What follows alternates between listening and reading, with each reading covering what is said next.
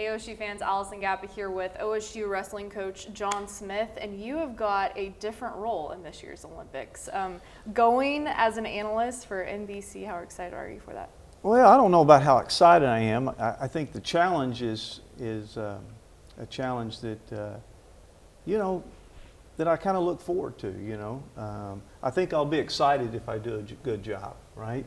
But it's a challenge from the standpoint of you got to look at it a little bit differently as a coach because you're analyzing people, and I don't know how critical that you can really become on them during a match. And you got so many different matches that you haven't been able to watch these guys a lot, so you don't know what to expect. So you got to be quick, and hopefully my instinct that I've developed over the years help me. And I mean, the Olympics, definitely not anything new for you. As a wrestler, you won gold twice.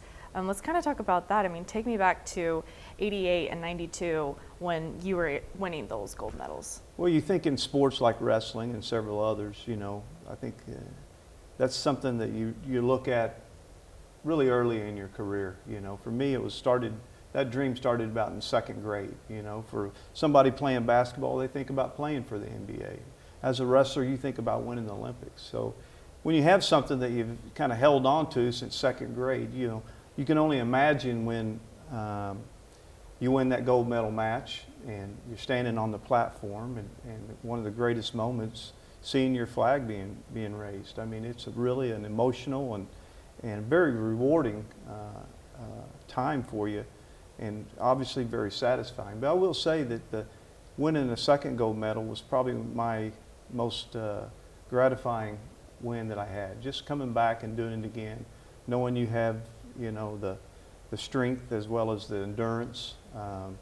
Those things mean a lot to you when you're able to repeat and win two gold medals in two different Olympics. And then, 3 appearances as a coach, maybe that transition from wrestling at the Olympics, winning gold, and then coaching at the Olympics. What was that like for you? It's different. I think one thing about wrestling in Seoul, Korea in '88 and Barcelona, Spain in '92, you're there to compete. You go from the airport to the Olympic Village, to practice, to back to your room, getting rest, eating properly, and then as soon as you win, you're on the plane the next morning and you're gone. So you never see anything. As a coach, you have a little bit more time to kind of take in the Olympics. I've had a chance to, in the 3 Olympics I've coached, to watch other sports that I never got to watch. And that makes it rewarding, right? I mean, you get to see some of the world's best wrestlers all the time, but you don't see some of the world's best volleyball players, or the world's best basketball players that I got to see in both 2000 and 2004. So that's what's a little bit different about coaching is you get to enjoy it, and of course you have athletes that you're working with, but you got a lot of time on your hands. And now I don't think you have much time on your hands right now because it's just prep work all the time as an analyst for NBC. I mean, kind of take me through what this preparation process has been like for you to now go to the Olympics and be on the TV side of things. Well, it's a lot harder than what I thought it was. So I have a lot of respect for what you do. It's a challenge, just from the standpoint of you want to do a good job, you want to present your sport in a way where people can follow it easily, and I can't use terminology that I would use with my own wrestlers, so you're just trying to break things down and treat people like 12-year-olds, that people that are watching are 12 years old, and make it simple for them to understand. Freestyle is pretty easy for me because that was the style I wrestled in. Greco-Roman, which I know nothing about, I've had to really work hard to understand the rules, understand the skills and the technique, and I've come to really appreciate the sport a lot more than I ever have.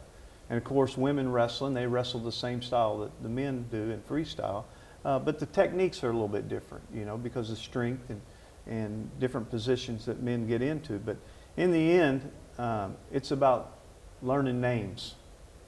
And you think about wrestling in general, there's great wrestlers from all 14 republics of the old Soviet Union.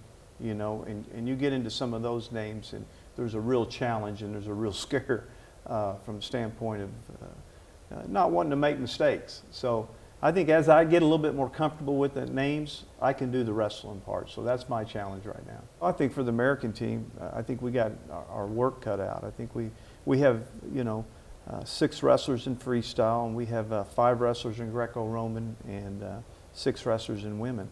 I don't see any of them that can't medal, but what I do see is that we got to have people that are going to have the very best tournament that they've had in their life. And this is no greater place to have that.